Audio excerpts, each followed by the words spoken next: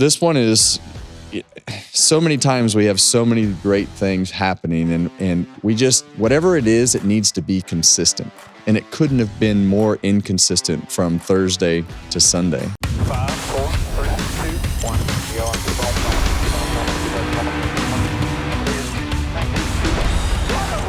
California's Kevin Harvick does it. Tree making right there. You're the man.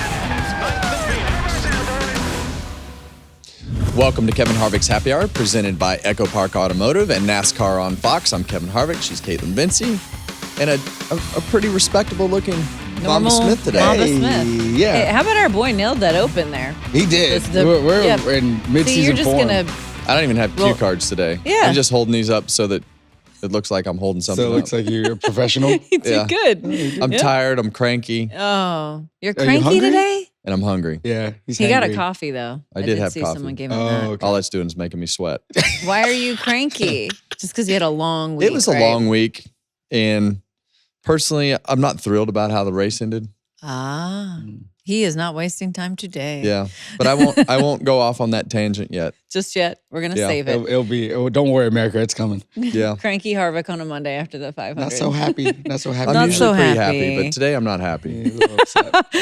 All right, we hope we can turn his mood around. So, closers, please continue to subscribe on YouTube, wherever you get your podcasts. Also, rate the show 5 stars, leave us a review, and follow us on social media, Yeah. right, my friend? Harvick Happy Pod. We're up and running like we never left. Make sure you check us out and give us word of the week. You need word of the week and any other questions, or if you want to just chit chat. We love that. We love chit chatters via voicemail or a written mail. Yeah. Mailbag, Or baby. whatever you got. So we got a big show on tap today, recapping the Great American Race. Daytona 500 happened a few hours ago, it feels like. Oh, yeah. Um, It was a Literally. few hours ago. It was literally a few Literally, hours all ago. three of us were there, so we all have unique perspectives on what we saw. We'll preview Atlanta, which is next on the docket for the sport, and we got the social sips and the first voicemails. I cannot wait to hear them. Oh, they're Voicemails. impressive. I can't wait for No, this. they're impressive. Y'all are impressive. Appreciate you. Appreciate everyone. Yep. So, Kevin, you also have some exciting things going on that Where? involve Where? a different type of. Oh, yeah, the drifting. Do you wanna Yeah, maybe so share we've been kind of keeping this secret in the bag as far as some of the things that we've been doing behind the scenes. And this one was pretty unique because I got myself in a position with Alex Bowman. Yep. I kind of bagged on his celebration, his drifting attempt after Chicago last year. I had no idea that our man was a drifter. And so he called me out, which is fair. I like that. Usually makes conversations a lot easier when you can break the ice. So we went behind the scenes with Alex Bowman, and I actually wound up attempting to drive the drift car. So here's a little clip.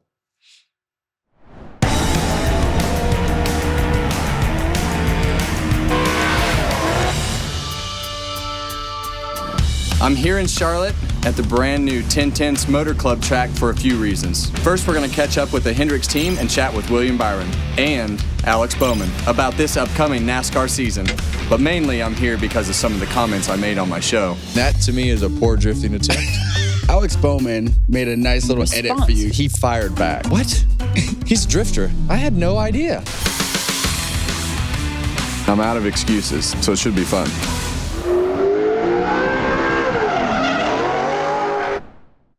So that's going to be fun. I can't wait for you guys to see the whole thing. And I'll just give you a little insight here. So I was pretty excited about the whole concept of this whole thing. It accidentally evolved into something like most good ideas do. And I get there and they're like, oh yeah, we're just going to just casually do this. And Alex unloads the car. He's like, hey man, where's your helmet? I'm like, helmet? What do you mean? Like, what do I need a helmet for? He's like, I think you need to go get a helmet and a fire suit and some gloves. And I was like, oh, okay. boy. Well, I thought you were going to bring a helmet, but apparently I'll go get my own helmet. And so I went. Which is right around the corner. That's when I got nervous. Yeah, the shop is around That's the when I corner. got nervous though. So I dug out like a 2014 or 15 Junior Motorsports Hunt Brothers suit there from the attic.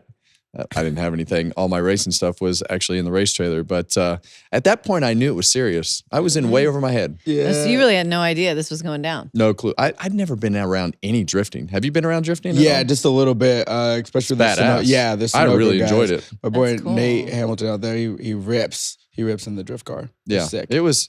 Alex is really good at it. So fun experience for Kevin. That full feature, it will premiere on the NASCAR on Fox YouTube channel tomorrow morning at 9 a.m. Eastern. We look forward to seeing this. Yeah, it's going to be fun, and it is nice to drive something that had 850 a horsepower. lot of And the goal when you would come in off the racetrack got a lot of Something. We like the gesture. a lot of Power.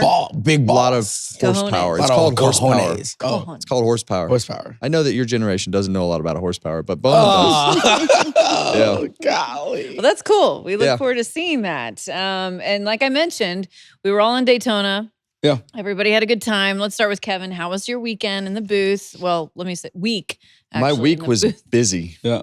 Really, the 3 weeks leading up to Daytona were busy just because we gathered a lot of content. Like you just saw with the drifting episode, I went and raced. Getting ready, we went to LA for meetings. We've done, I don't even know how many. I guess this is what, episode 7? Yeah, so we're on episode 7 of the podcast. I called the truck race, the duels, practices, had appearances. I don't think I got to bed. The earliest I got to bed was 11:15 on Saturday night.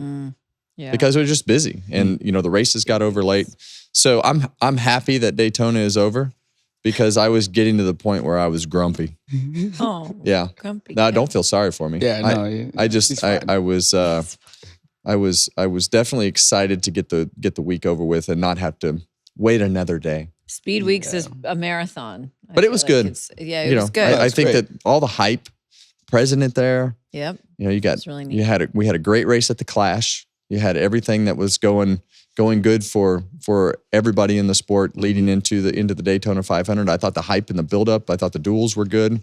So I mean, it was a good 500 Yeah, top to bottom, good week. for the most part. Yeah, vibes were high. How was your time out there? I had a great time. I spent a lot of time with the fans in the infield.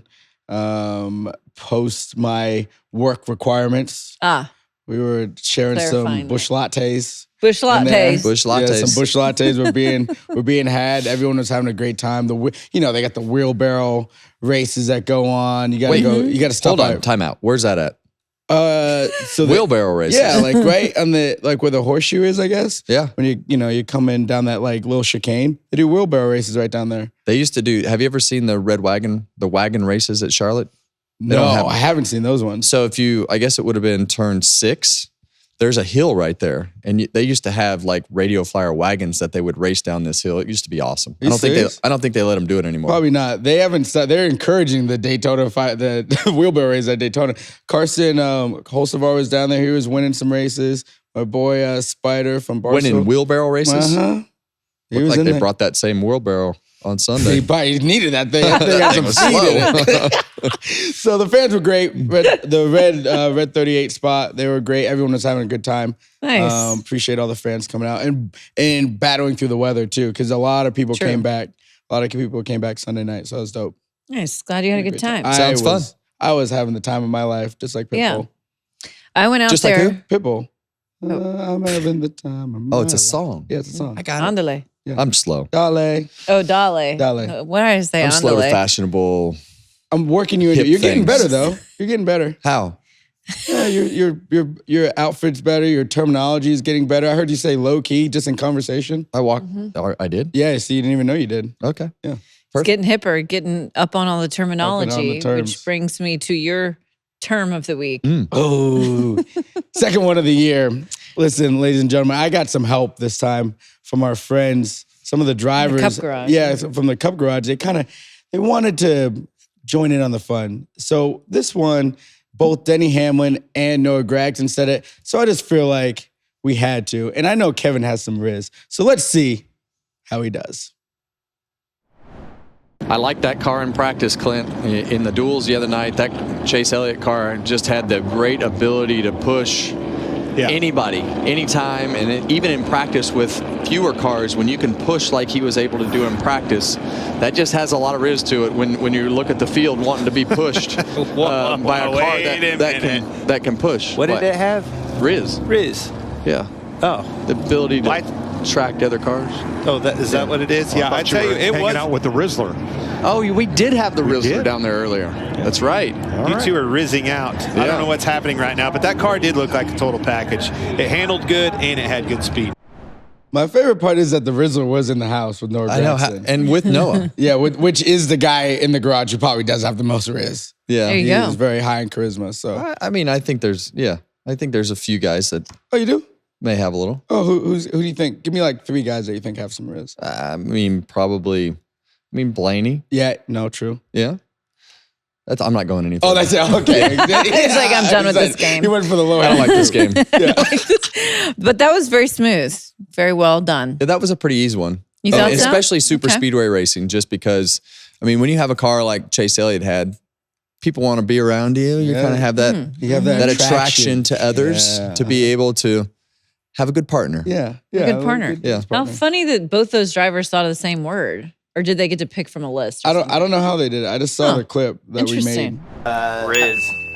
Which one? Riz. Just because I hear it from my daughter, he's got to say Riz. I mean, They everybody picked does the work themselves. for him. There's no He list. didn't pick any of the words. No, I didn't pick those. Those Those no were list. by the They just were drivers. asked what word they should They use. said, hey, if you're going to pick that a was word totally for Kevin. off the cuff. Off Yeah. the cuff. Both Really? Denny and Yeah. Noah said that They said Riz. the same one. Yeah, we have like Well, funny. I apologize a little bit. we have like like 6 or 8 of them. Yeah. You know, so like don't it. worry. The guys All are right. the guys are in on it. All right. There you go. So like it. the Riz was in reference to Chase Elliott. His teammate won the Daytona 500. It was really hard for me to make that transition, guys. Just bear with me. I Yeah. did it. Okay. Like a pro. Like a pro. We can make things difficult. So we I'm doing my apologize. best over here on Monday. William Byron, consecutive Daytona 500 wins. Now the youngest driver to have multiple 500 wins. He beat out One of 12 mentor, drivers to Gordon. ever win the Daytona 500 twice. That's And only pretty the 5th one to unbelievable. do back to back or something like that. Yeah, I think something it's like true. Probably the first from 9th, wouldn't you say? Yeah. Well, first from 9th on the last lap. And we knew that this race would come down to pushing, shoving, an accident. I don't know that we really thought it would. I mean, you just never know how it's going to work out. And when you look back at the finish of this race, we had some carnage before this with Logano, and these are the guys that are left. So you've got Denny Hamlin looking to win his 4th Daytona 500 up in the front, and Cole Custer became a big player in this at the end of the race, and he pushed Austin Cindric out there to the lead, and those guys basically had control coming to the white flag, and I think that's when all hell broke loose on the back straightaway. But as you see the front of this pack right here start to get sorted out, and Denny Hamlin in control of the race, it was difficult for us to kind of break it down on the back straightaway, because that's really when the action starts after they take the white flag here. You see, go ahead. I know you like this. Listen, we got to give Riley Herb some credit, because that might be the save That of the was year. pretty unreal. Because if he doesn't save that wreck is massive. I'm not sure I've seen that That's at Daytona. massive. Riley, way to wheel that thing back. But here, this is really when the race kind of takes its turn right here, and you see Denny poke out to the right side there, and then Cole Custer has a huge run and does the same thing. But that's when Chase Briscoe decides he's going to follow his teammate, and he bails off of Cole, and Cole just basically ran down into the 11, and they were 3 wide and ran out of room and wrecked everybody. But we didn't throw the caution. Mm-hmm. Thursday night, we throw the caution. And, William Byron comes back to the start-finish line up right here. It's basically he and Tyler Reddick cruising along back to the checkered flag, and the race is over. But I'm happy for William. I'm happy that everybody's okay, but I'm not happy with, and we talked about this preseason. One of the things that I said and what I expected and hoped for this season was that we got some consistency in the officiating. Yep. And it couldn't have been more inconsistent. Thursday night, we In the duel. throw the caution in the duel, a couple 100 yards beforehand. So I have sat in a number of these meetings about racing back to the caution. I was there. the last time that we raced back to the caution with Dale Jarrett sideways in the middle of the straightaway in New Hampshire. And that was when we didn't race back to the caution anymore. So this one is so many times we have so many great things happening, and we just, whatever it is, it needs to be consistent. And it couldn't have been more inconsistent from Thursday to Sunday. And for me, that's the tough thing that I left the booth mad. I was like, I just don't understand what I just watched. And you can say that we dispatched a truck. We dispatched the trucks on the backstretch, the safety vehicles, and you've got safety vehicles on the other side too. You could have done the same thing on the front stretch. So I'm just not buying all that BS. I think it was just, they're just inconsistent calls, and we got to pick a direction. Are we gonna throw the caution when there's cars wrecking hard? Because these cars all wreck hard. Yep. Like there's not a soft wreck. Right. So if we're gonna throw the caution, 100 feet from the start finish line, surely we can throw the caution going into turn 3. And I just, I don't know that I agree with driving through the wreck. When last time that we really had this come to a head, we all didn't lift and shoved Austin Dillon through the fence at Daytona. Right. And, you can't just go this direction and say, well, everybody's griping about it, so we're just going to go down this road until somebody gets hurt again, or we're going to throw the caution because we don't want to you can't have it both ways. Yeah. It doesn't work. So really, I think what everybody needs is some consistent direction on how this is going to go in the future. Then they're going to say, well, every situation is different. It's not different at the speedways. They're all wrecking. I get it. Riley Herbst didn't spin out. Don't throw the caution right there. Pretty easy, right? His car's going straight. Way to beat on Thursday night. Let him cross the start finish line. I think everybody understands. I mean, it would have been half a second. Right. And this one, I just quit talking on the broadcast because I was like, well, surely they'll throw the caution. We just need to lay out right here because it's over. It's over, and we need to let them review the video to make sure that they know who won. We don't want to call it too soon. Thursday night we had a guy celebrating on the front straightaway, didn't know the caution came out, and next thing you know, we got a caution, so we got to go back on the camera. So I just don't like the inconsistency. I think that's the thing that bites us in the ass all the time is not being consistent. Yep. With that was an easy call. I think this is the worst case and best case scenario for the argument of just stick to throwing the caution, right? Because it does come down to safety. You need to get the safety equipment out there. You need to make sure, like you just said, we don't have another situation like Austin Dillon going through the fence. So throw the caution. I know the fans want to see them race it out, and we all want to see them race it out.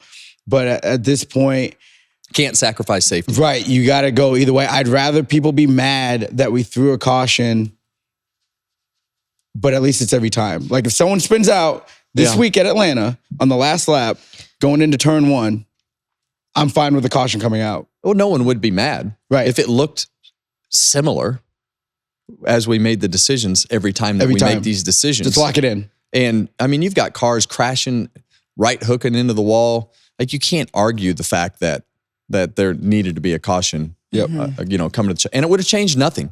Right, that was there weren't enough cars, and they were so spread out. It would have changed nothing. The way they came through the wreck, the same cars would have won 1, 2, 3, and then whoever is driving away, that's how whoever gets the furthest, basically, that's how you score the rest of them. Mm-hmm. Yeah. So it wouldn't have changed the outcome of the race. Yeah, and the reason that they throw the caution in those wrecks is because the strategy that we developed through the years when the caution would come out and you've got those big multi-car wrecks is to just floor it.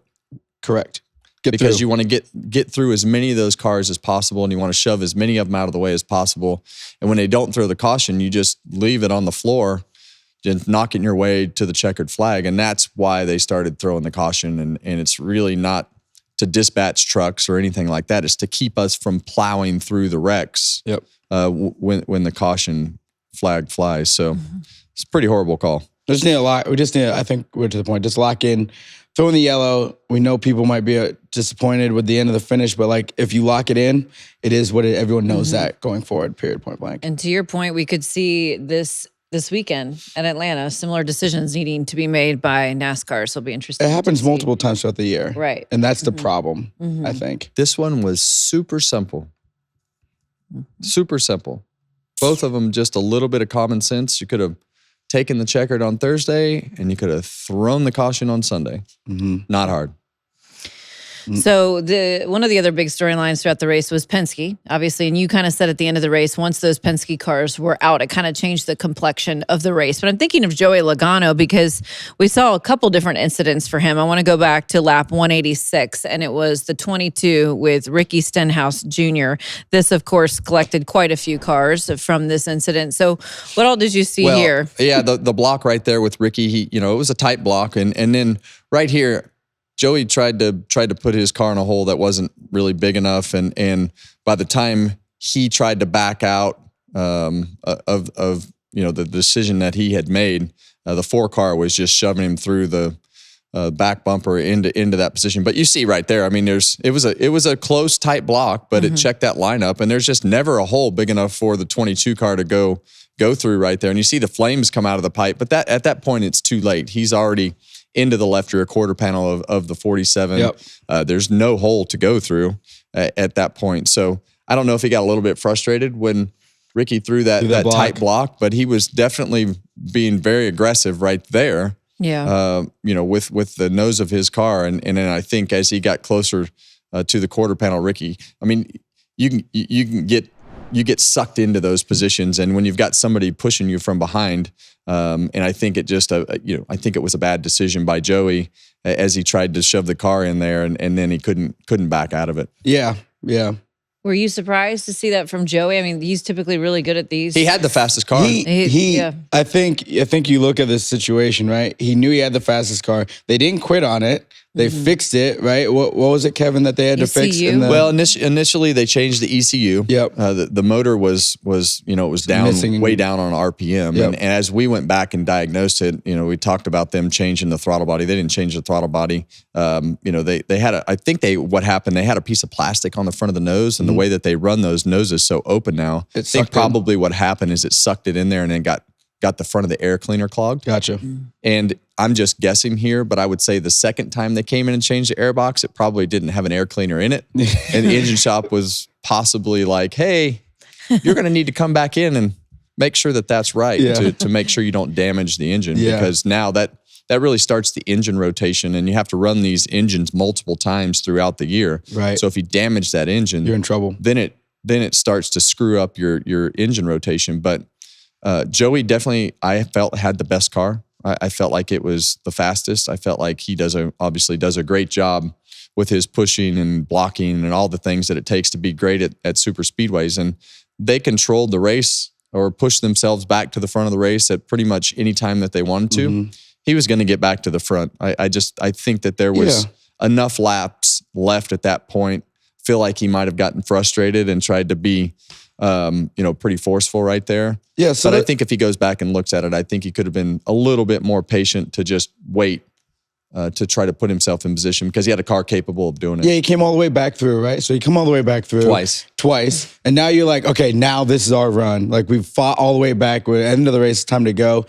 The 47 was throwing block. Like, the 47 was pushing so aggressively to get, I think at the time it was LaJoy to the front. And they did, because the top line wasn't working like it was earlier on in the race. And I think you guys mentioned on the broadcast, like, now that everyone was wide open because they didn't have to worry about fuel, it changed the dynamic of that. So that top line wasn't running the same. The middle line was now really faster than the bottom. So Joey was like, I need to get this guy out of the way. And Ricky was like, nah, bro, I'm sticking around. And Joey's like, no, you're not. And then, insult to injury, it wrecks Ryan Blaney, his teammate, too, and then a bunch of other cars. But now the Fords are not controlling this race anymore at that point. Yeah, and I think that's the same wreck that took Kyle Busch out of it. And, it was.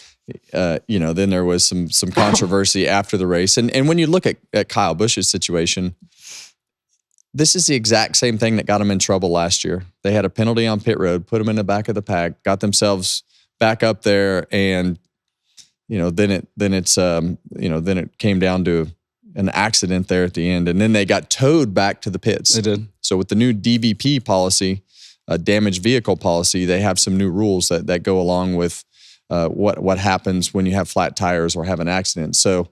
I don't know that I can imagine anything that would be worse, but they towed him back with the tow truck, and that thing is just sitting in there bouncing. He's just riding along in the car, and then they get back, and And so there are some technicalities in that rule. They sent the car back out on the racetrack and then they brought the car back into the garage. But technically what has to happen when they tow that car back to the designated area, you can fix it. But when it leaves the garage, it has to meet minimum speed. Right.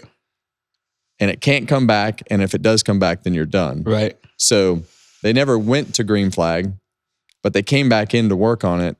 And you can't do that. So it'll be interesting to see if that sticks around or if the team misinterpreted what was happening, because that could be a developing rule for sure. Yeah, and technically you can't, once you come to the work area, which the tow truck dropped him off, and you go back on the racetrack, you can't come back and work on it again until you meet minimum speed. Right. So, I think it's a pretty black and white rule, but Kyle wasn't happy with that after the race, and it's going to be interesting to watch this 8 car develop through the first part of the year, because they wasn't great at Bowman Gray, and then they had an okay car this week, kind of fumbled the bag there a little bit on pit road, and wound up pulling some strategy at the end, but still not all the way back to the front and got wrecked. Yeah, he just fumble the bag. Oh, fumble the bag. Fumble the bag. Yeah, I'm learning all these words. Yeah. Nice. Okay. Reliving that word of the week. Nice. Suck it in. So that was some of the fallout from the lap 186 incident. Shortly after that was something I think everyone's going to be talking about for some time, because it involved Ryan Preece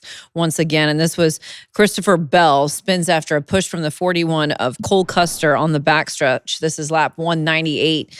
But the Ryan Preece incident, this car, this is pretty unbelievable. Once again, seeing this, and the same driver.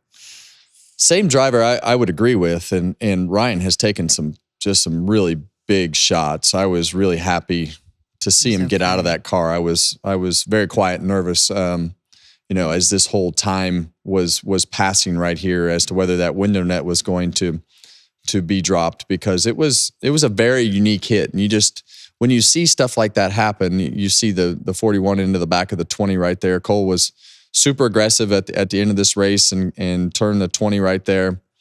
Probably was super aggressive, trying to win the Daytona 500 there at the end with the block that he had at the end as well. So, I think when you see Ryan go to the inside here, the right front ramps up over the left rear of whoever he hits right here. Yeah, that's Eric Jones right there. And, with the way the bottom of these cars are just being a solid sheet, that thing just kind of turns into a kite and just kind of hovers up in the air right there. Doesn't really come back on the ground. And those are, I think everybody agrees that the bottom of the car, having that huge flat surface on it is definitely not great for not making the cars turn over. I feel like they've made it better with the pieces that they've put on the roof and keeping it so that when it's sideways, it doesn't flip over. But I don't know that anybody imagined they'd see one jump straight up in the air. I've never seen it. But we saw it at Bowman Gray. Bowman Gray had it. We've seen it several times when these guys run over each other, and we saw it a couple times at Bowman Gray. So, I don't know if there's something there. Like on the trucks, we used to have a little bar that ran around the back because the trucks used to ramp up like that. But I don't know that there's really any simulation for the ramping and flying piece of it. The Bowman Gray one, Ty was turning into Justin. Haley, so the left rear is kind of like pulled out of the fender, and so I understand that ramping. Yeah. This one is like kind of situational, and it's just like hitting, and then it gets squished between kind of two cars and lifts up. But that's the fastest part of the racetrack, because it's right at the end of the backstretch, and by the time the roof flaps were able to deploy, it's too late because it's kind of sideways too. So none of the things that we have in safety measures really were able to really activate to put that car back on the ground, because it's really set up for when the cars get backwards. Yeah, backwards or side. Right, or sideways, because we had that deal with LaJoy last year, I think it was in Michigan, where he flipped over, and then they looked into that because there was, the deals to make it get back on the ground and went sideways. So that was scary. I'm glad it landed before it got into the corner, because that could have been, he really could have left the park. And then to your point, him dropping the net, when all the suspension is broken at that point and the car hits the ground, I was worried about more like his back and spine area, because now it's just every impact is so aggressive. So I'm happy that he was able to walk out of that one for sure. Yeah, I was happy that the car flipped over and because it backed into the wall pretty hard. And like you say, when the suspension is broke, it's hitting the floor and the rub blocks and everything. Yeah. So it's solid. And from a driver's perspective, I mean, it just shoots you. It smashes you down in the seat and just compresses your spine, and all those are super big shots to the car, but that relates directly to the body. Yep. So happy that Ryan is okay. I hate to see the cars flying around like that. I don't even know how you test that one. There's some things in life that just happen that you've never seen before, and then you're like, no, how like, do we proceed? Yeah, you got to try to think about it, but I don't know how you. Now, his last wreck that he had at Daytona, where he tumbled down the back straightaway, if you notice that whole piece on the inside of the back straightaway, all the way into turn 3 has been repaved. So, kudos to NASCAR for fixing that asphalt. After I don't know how many accidents and flips we've had back there, they finally were able to get that piece of grass paved, and I think that was a huge improvement for some of the accidents that we saw in the backstretch this week. And Ryan Preece even said this hit was harder than the one he had at Daytona before, which is pretty scary. Glad that he is okay, as we have said. So on a happier note, I want to talk about Jimmie Johnson for a moment, because he had a good speed week. Still 7-time champion back in the field, ended up 3rd. He said, "This feels incredible. I had emotions I didn't expect to have as a team owner." But I'm sure, that we've talked about Jimmie a lot and how he's kind of had some struggles. Yeah. And this was at least a good moment.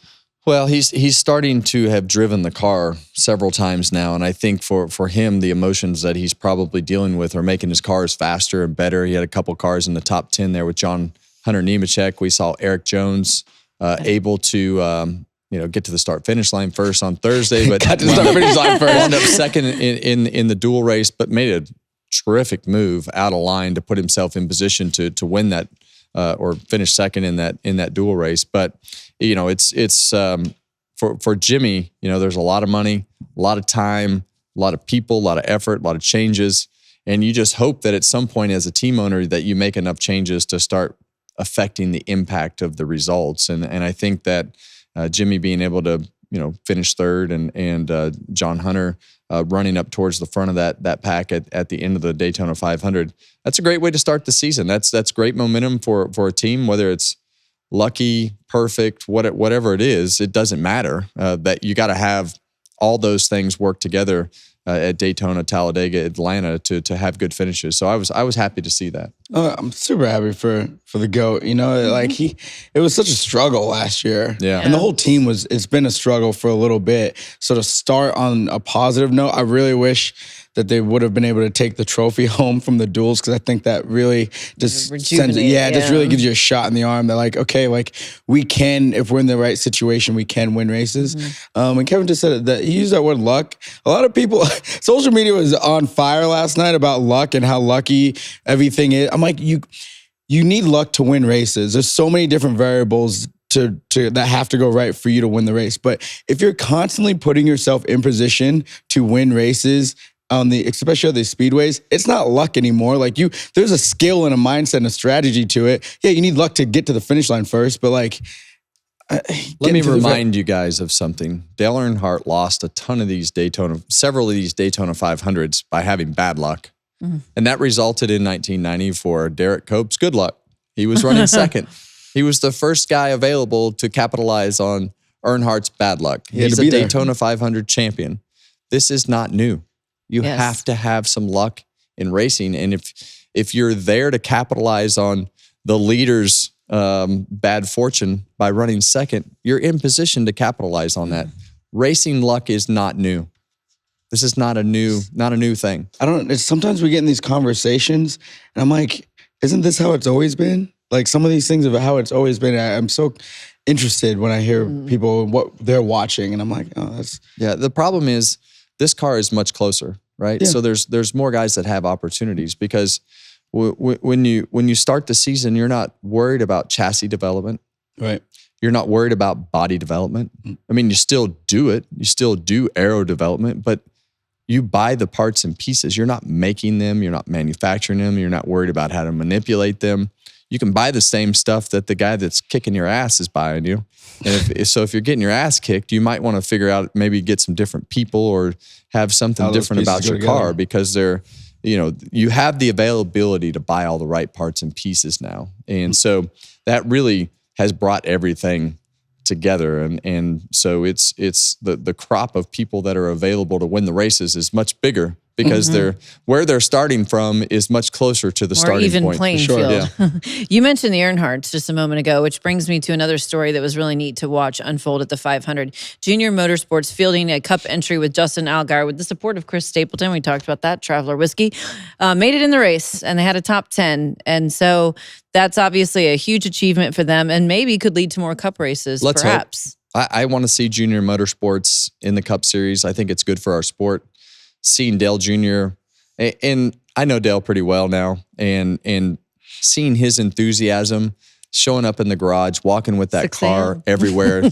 He holds an immense amount of pride for stuff like that, and the history and heritage, and knowing that it was the first time for his team. I mean, he's a very sentimental, emotional person that wanted to take all that in, and kudos to him for doing that, because sometimes I'm not the best at doing stuff like that. And he was there from the time the garage opened until that car was loaded into the trailer, wound up with a 9th place finish. Souvenir trailer is going to go back empty. They sold everything off of that. But I truly believe that Junior Motorsports and Dale Jr. need to be on the racetrack on Sundays. And I hope that gives them enough enthusiasm and excitement to hopefully put something together, because I think that if he's there on Sunday, it adds another layer to the Cup Series that we haven't had in a long time. Because there's a lot of owners out there that are liked, but there's not an owner out there like Dale Jr. Right. So he would bring a different type of ownership to the racetrack that nobody else can bring. Yeah, I think when you look at how he brings the enthusiasm to the short track, you saw that translate into the Cup. He's had the Xfinity team for a very long time, and obviously he's enthusiastic about what they do over there. Yeah. But when he started going back racing late models, you saw this childhood energy, and you kind of see it again in the Cup Series. And he had it when they won the Xfinity Championship last year. That is good. And then I think I saw a quote where he said that something along the lines of doing that made him understand that he wants to be in the Cup Series, or something along those lines of wanting to be there. So I hope, to your point, Kevin, that we need him. We need you, dog. We need you, dog. Everyone agrees. Come on with it. Yeah, it'll be interesting to see if more Cup races are in the future for Dale Earnhardt Jr. and company. So shout out to Justin Allgaier too. He did a great job. Absolutely, He did a great job. He really did. So that was the Great American Race. It's officially in the books. Now we are moving on to Atlanta Motor Speedway next, which is always an exciting place to go to. So speaking of which, last year Atlanta was the site for one of the craziest finishes in NASCAR history. So FS1, we have a new documentary, So Damn Close, Atlanta 24. It goes under the hood of NASCAR's closest three-ride finish as Daniel Suarez, Ryan Blaney, and Kyle Busch tell the story of that electrifying finish. Here's a preview. 5 laps to go in the Ambetter Health 400. It's going to get wild. Daniel Suarez out in front. Couple deep breaths, man. We got this. Better jump on the inside for Suarez. Still outside. Get up. Suarez moves for the block. Tight on your bumper. Outside now. Here comes Blaney on the outside to the lead. Still inside. Clear. Keep digging. That Blaney's doing a whale of a job blocking. Can he keep him behind? Kyle Busch, he is in position if he can marshal a charge here. Come to the white. 1 lap to go. Watch your bottom. The 8, he's going to make a big move here. Outside 8 now. Kyle Busch to the middle. Middle 3 wide bottom. Top 3 coming checkers. Here they come to the flag. Get off. Push him down. Photo finish. Unbelievable. Have you ever seen anything like that? It says 99. I don't know. Under review here. Going to be us at the 12 here. It's really freaking close. I watched that documentary. It was exceptional. So it is re-airing this week on FS1, Thursday at 7 p.m. Eastern and Friday at 8 p.m. and Friday at 9 p.m. Eastern as well. You don't want to miss it as we get ready for Atlanta this weekend. Yeah, and if you're in Atlanta, race fans, if you're visiting the Atlanta Motor Speedway for this weekend's races, don't forget to check out the Echo Park Automotive Speedway Experience featuring games, prizes, music, and more. All right. That sounds Echo fun. Park. Yeah, Echo Park's been a great partner of ours this year. Yeah. And when we go to Atlanta, it is not the same Atlanta as it was when I first started. Back when you were True. dominating the Atlanta. It is just an exhilarating, exciting, intense handling, super speedway. It has a bunch of elements to it that I could have never have imagined that it would produce finishes like that. But it is a very unique racetrack. It has some very flat straightaways that lead into some banking in the corner that is not traditional. Yeah. And so it has created this wild form of racing that I never thought that I would actually like, but I do. It's sketchy.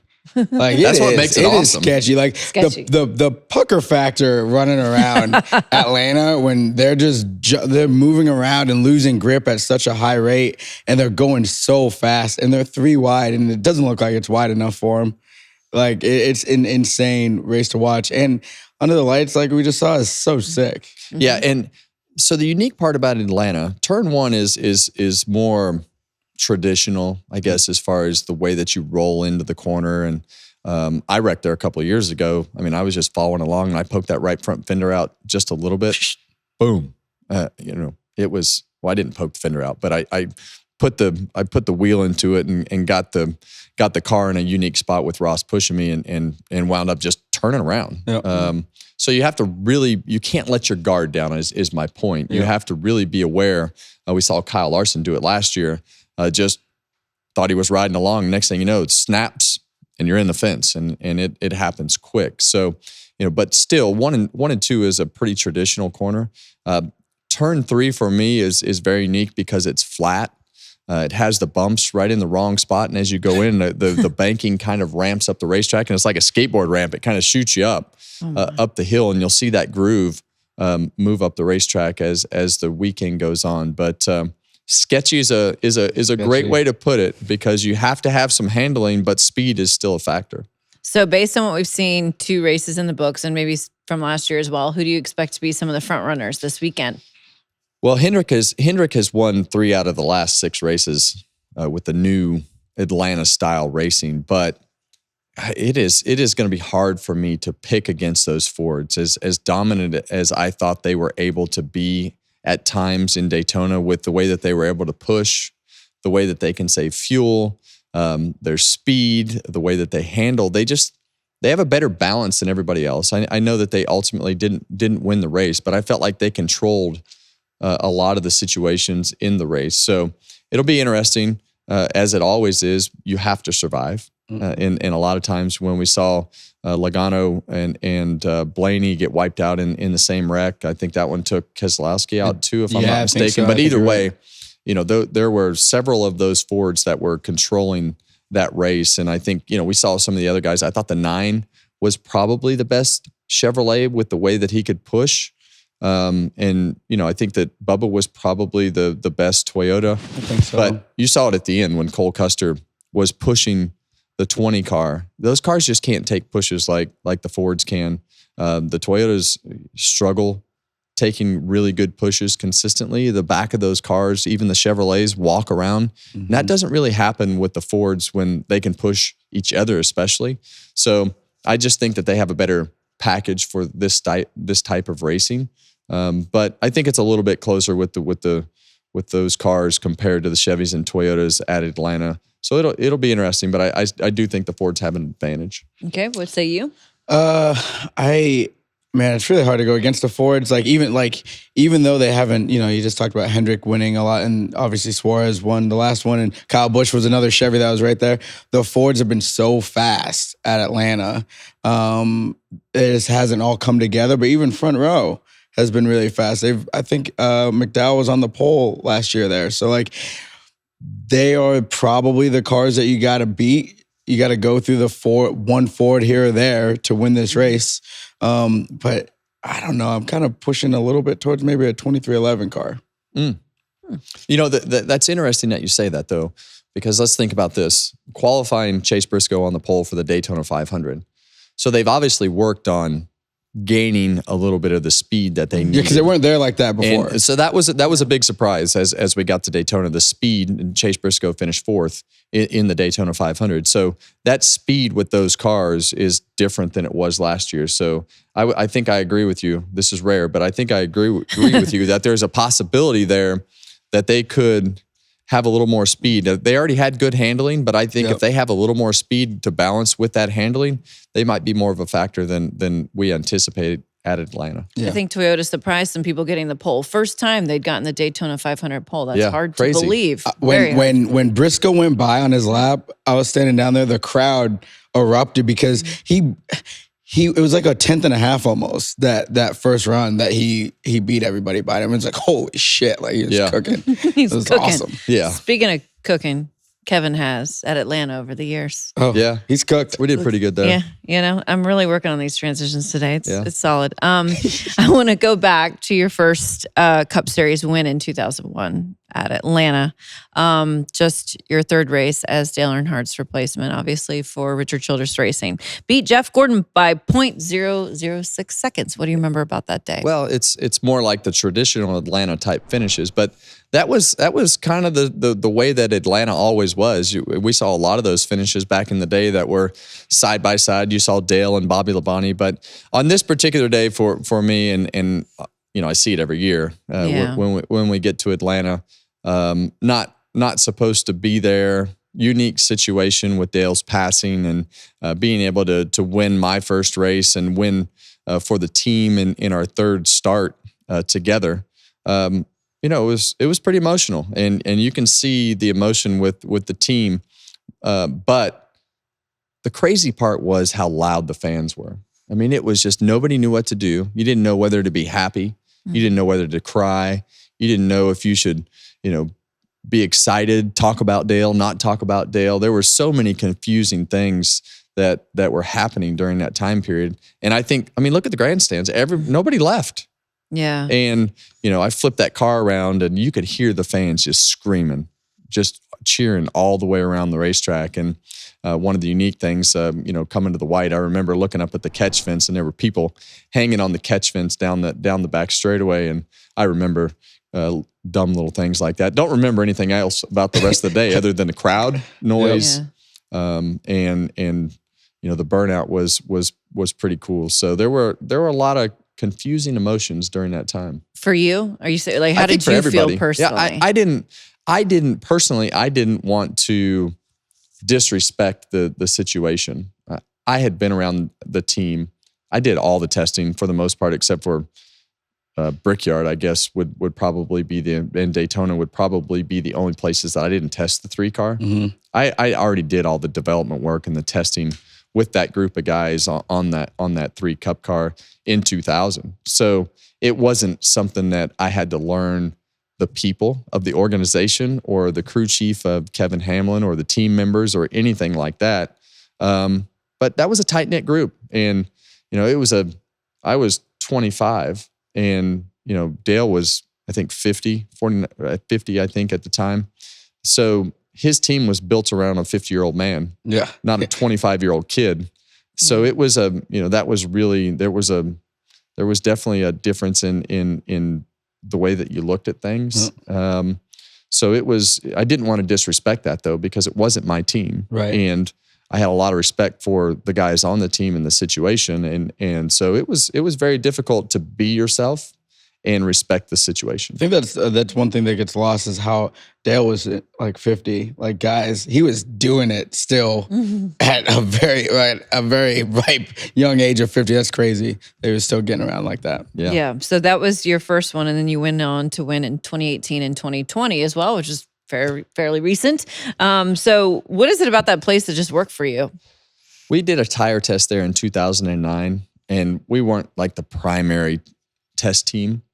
So we just made long run after long run after long run. And I was able to go out there and just start messing around with things that you could do on the racetrack. And I figured out as you went into the corner, if you could get the car into the corner a certain way, and the way that you would let off the brake and use less brake, and the way that you could hook the apron and go back to the throttle over the bumps and then hook the car on the line, and the way that you could manipulate the car by hooking that left front tire on the line was really unique. And you could use the throttle to steer the car around the left front tire, hooking the apron and the line on the bottom of the racetrack, and you just steered the car around the corner.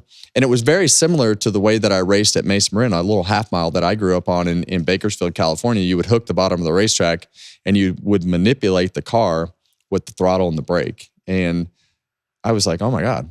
And we picked up like an extreme amount of time. And as the tires would wear out, it was a crutch. Yeah. And you could just make the car do things that it wouldn't do if you weren't on that line. There were a lot of times, and you could set the car up a lot tighter than what you could to run on that worn out asphalt. Yeah. The car would slide around really easily as the tires would wear out. So we could run our car way tighter than everybody else, and we would absolutely kill them. We didn't win as many races as we should there. And I think a lot of that was because there were these debris cautions and things, because at some points we would lap almost the whole field in the Xfinity races and truck races. What do you speak of? Yeah, didn't you have a run-in with Keselowski or something? Oh yeah, he threw something out of the car to get a caution at the end of the race because I had lapped all the way up to third place in an Xfinity race. Yeah, Keselowski was one of the cars on the lead lap, and I was getting ready to lap him. I think he was running third. Stenhouse was second, and I wound up losing the race, and I was pissed. God, I was pissed. I bet. Just an artificial caution that we had just absolutely destroyed him. So what did you do? I think I smacked him in the face a little bit on the way out of the media center. Just a tap on the just cheek? A tap. With a water bottle or just with a hand? I think it was my hand. Just a little love tap. If I remember correctly. Just a little love tap. That's funny. It's interesting hearing you talking about how you learn things, like that through that test session. Is it like frustrating when you're just doing laps and you can't figure anything new out? Well, it's interesting. Everything was trial and error at that particular point, and all we did was test. We would go everywhere and test. So I would find all these unique characteristics of different racetracks that you could, even Bristol. We would go to Bristol and test, and the old Bristol, we would have wiped them out a lot if they would have not redone that racetrack. 2005, I did the same thing. We went from last to first and passed the whole field. Won both days. On Saturday, won in a I would say a below average car. Just because you had this unique line that you could hook the racetrack and had this unique way of using the racetrack and the throttle to be able to steer the car in the way that you could set it up was just different than what everybody else could do. So there were a lot of places that we would go to a lot and find unique things about the racetrack and wind up in places at IRP. We used to run in the grass, next to the grass. All the way down we the beat bottom. them 2 or 3 times, just all the way down at the bottom of the racetrack while everybody else was running up against the fence. God, I miss old Bristol. Interesting. Yeah. So you'll be there. You going to be out in Atlanta this weekend? I don't think so. No? Okay. Kevin's going It's to be too carrying far. the banner for Too far. Too far. I'd have to drive. I wouldn't get that upgrade. So Yeah. Okay. That's fair. All right. It's your turn, my friend. Kind of. I go first, but you set it up. You go first. Or no, wait. You set this up about me. Yeah. Go. Okay. Unreal. Just go. Just stop. Go. Ladies and gentlemen, it is time. From Mamba's Social Sips. Kev's getting his coffee. Last bit of coffee in there. No. Listen, it was a great week full of racing. And KV over here was back on pit road in the ARCA race. And she got to interview one of the most unique and fun personalities in all of motorsports. Cletus McFarland, Garrett Mitchell. Let's hear how this interview went. A lot of anticipation, obviously, with Cletus in the field. I know this isn't how you wanted it to come to a close. What was your experience like as a whole? Well, I was having the best day of my life, ripping around Daytona like a bald eagle. I was flat out, avoided a wreck, which was awesome. I thought I was the best driver to ever exist in that moment. And it's probably because my sleeves were cut off that I was able to pull off that maneuver, come down pit road. Then someone slammed into my rear left quarter, spun me out, lived through that, got some fresh tires, went back out there. I'm hot dogging into 1 and 2, and the car lost it in front of me, and I saw it, didn't have enough brakes to get slowed down before it, and tried to go around it, misread it, zigged instead of zagged when I should have zagged, and I zigged, and bam, blew the front end right off my hot rod. I hate that for you. And before we came to this interview, you were watching that jet taking off. Have you ever seen anything like that? You seemed pretty impressed by it when you were just standing here. Yeah, I'm the pilot of Consuela. You know what I mean? I got basically the baddest aircraft in the country, but that F-16 is pretty cool.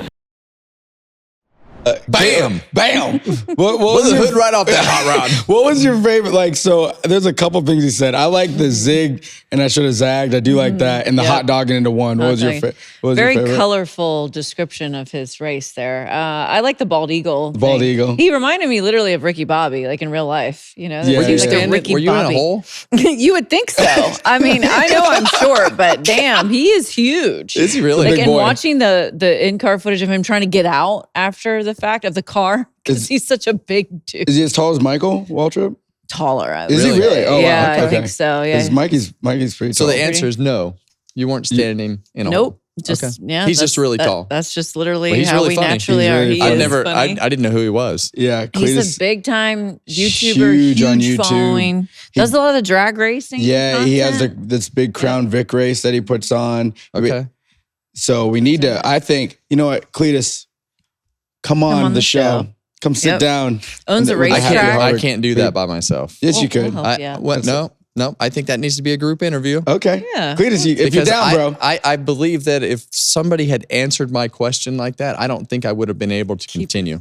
And it's probably going to be like that for a whole This hour. weekend, So. this weekend, we were in the booth and just going along, talking. I don't know if it was practice or a race. I don't remember what it was. So many things happened. And Mike Joy, he refers to the stat guys as Bert and Ernie in the middle of a sentence. Oh, just straight. Like, Just straight, never changed his Russell. tone, didn't look at us. And Clint and I are in the corners. We've totally Dying. lost it. dying. Russell. He was talking about Russ. Oh, yeah. Yeah. Russell and Jimmy, yeah. That's awesome. Well, you have an open invitation, Cletus. Yes, If you'd like come to come on. out, come on. Come on down. Come talk to us about what you're doing and all the things. So Yeah, I bet he'll be back in ARCA. I have a very that good feeling again. about Yeah. that. Also, so the Eagles won the Super Bowl. That They was did. on Fox, right? Remember that? But the the parade in Philly was pretty insane. And Saquon Barkley is walking, off of the bus. He's walking in the parade and talking to people. He sees the ball boy in the crowd and yanks this guy over and brings him onto the float. Can you imagine, how amazing of a moment in front of all these people, all your friends? Saquon Barkley grabs you and says, "Bro, you got to come with us." That's so neat. I love that. I can't imagine what that would feel like. That'd be like if Kevin won the championship and we did parade, and then you just see one of your fans that you've seen a lot at the racetrack, and you're like, "Hey, man, Come with us." Come with Yeah. us." That's cute. Well, my favorite thing about the Eagles winning the Super Bowl is all the Eagles fans that heckled Clint Boyer everywhere that we went, Chef's are kiss. still just- doing that. reminding him of what the score was, doing the Eagles chant, whatever it is. I thoroughly enjoyed the Eagles fans giving Clint grief. Now, I did wind up with a picture of Clint Yes. sleeping. That was great. Yeah, he hasn't felt good for a Was couple he weeks. hungover? No, Huh? just tired. No, he's been sick. been So Oh, bummer. he was taking a little break and wound up sleeping in the booth in between the rain delay. Yeah. What I should have done, and I should have thought about this, I should have put the score of the football game on his shoes, Or his forehead. and that would have been epic. Yeah, That Yes, was great. it would've- You broke the internet for a minute. that's okay. It was going off. He loves it. Yeah, of course he does. Listen, you guys know we've been talking about the mailbag. So we started the mailbag, but now you can call into the mailbag and leave a voicemail. I can't wait. I got a couple. I haven't heard these yet. Yeah. So we got a boy. couple that we're going to run. Let's get the first one going. Kevin, this is Greg Sheeler from Louisville, Kentucky. I was calling to ask, if you could go back and race one race, what race would it be and why? Okay. Yeah. Go back. That's a and good race question. one race. I think The most recent one that I'd go back and hope that we could just finish without getting a hole in the racetrack was the 2010 Daytona 500 that Jamie McMurray wound up winning. And I felt like we were in control of that race and had the best handling car. That one definitely got away. And I think that was one of the few that I can think of quickly. Okay. Yeah. I think of Bristol when you got into it with Chase. Yeah. Just because you were making moves to the front, so I always think of that one a little bit. I think I was in the front. You were in the front, but you're trying to get to the leader. Yeah. So that was a good question. Good question. We got another one. Let's run it. Run the second one. Hey, Kevin, I got a question for you. Since you and Keelan are scheduled to run the same race, what happens if he beats you? Does that mean his allowance goes up? Or does that mean he just gets to brag and tell you what you can and can't race from now on? Well, he's definitely not getting any more money. No more. He's in debt. The allowance is in that race car. His allowance is burned up for the next 100 years. Man, how about Clint just setting you up and Keelan just going with Clint in the I'm booth? sending the bill to his ass if I get wrecked. So tell people might not have seen it. Tell them what happened. Well, let's see how this went. We were in the booth and it started raining and we ran out of things to talk about. Right. And Keelan was eating Twix bars behind the camera, just hanging out. Next thing you know, he's over on the camera and we're talking about Keelan and I racing May 31st in Bakersfield, California. We're going to race against each other for the first time. So Clint he's an instigator. He's a bad influence on Keelan. And he has tried to convince him that if he gets an opportunity that he should wreck me.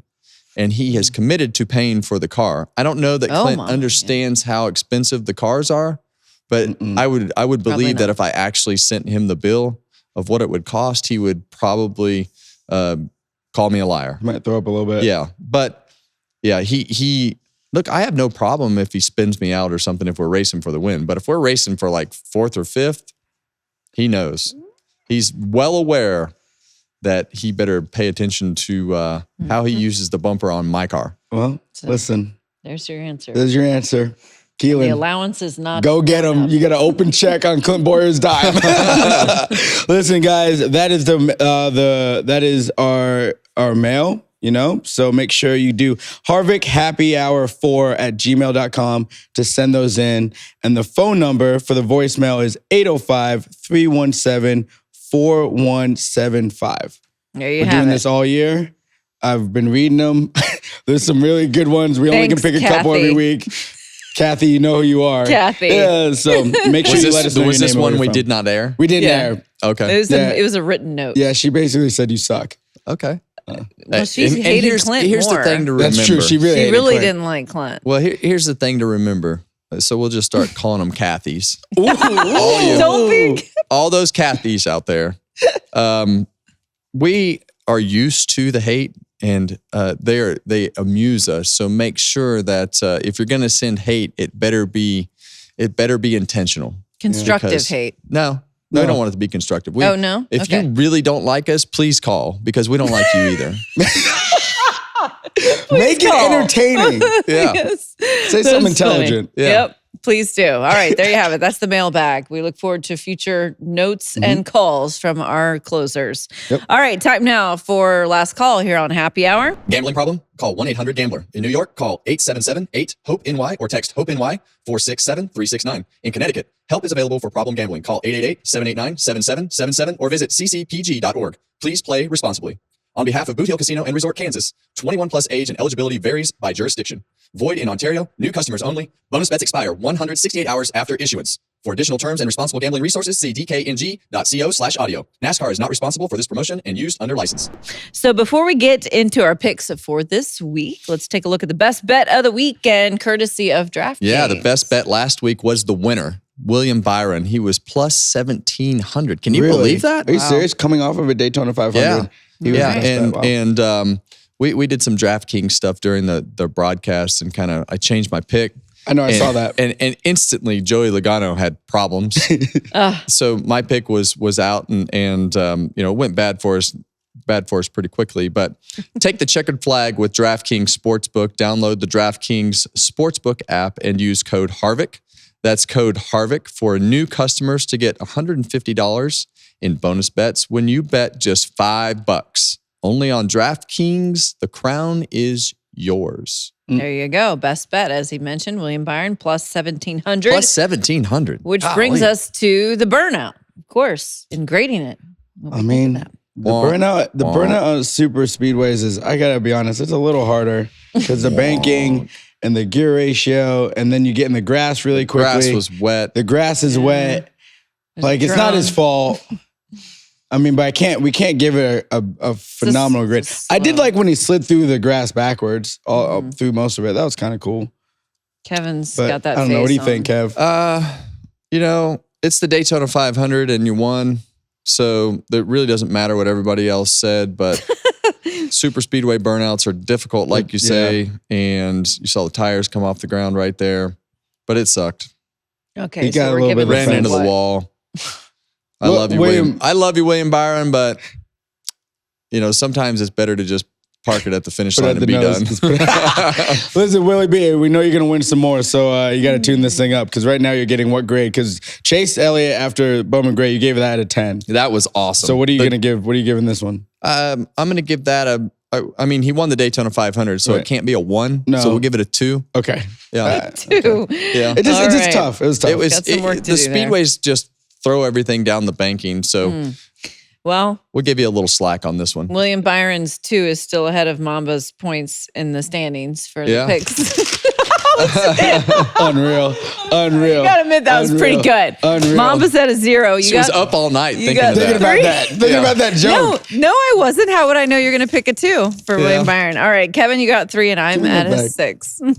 I wasted my ink and my paper on that. She prints these for me every week. No, so we're keeping track of our points of our race picks. Yep. And right now I am at a whopping goose egg. Who was your pick last week? I picked Chase Elliott, and honestly, with about 20 to go, I'm like, we are cooking. And they got to that top lane, and for the first time all night, it didn't work. Went to the back. And the 23 went back, and the 24 went back, and the 9 I was like, oh no. Okay. Well, here's my pick.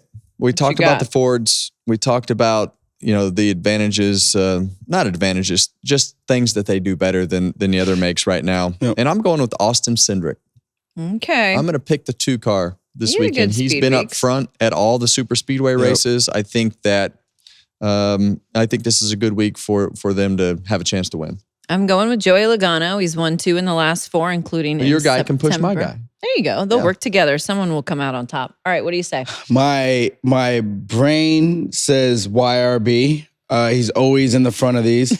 My heart says Kyle Busch because I want I like redemption. But my gut is what I'm going with, and I'm going with Bubba Wallace in the 23. Oh, shoot. They are up front man. a lot 3 different of times. names you said. I know. You had to wait. I was setting you up. You were writing down You each were one. really I had the weaving best that line story. ever. Kaitlyn had a good line, and I had a great line that was going to go right along with it. I was going to say your heart's bigger than your brain, but now I have to say your gut's bigger than your heart. It is. I'm always hungry, boys.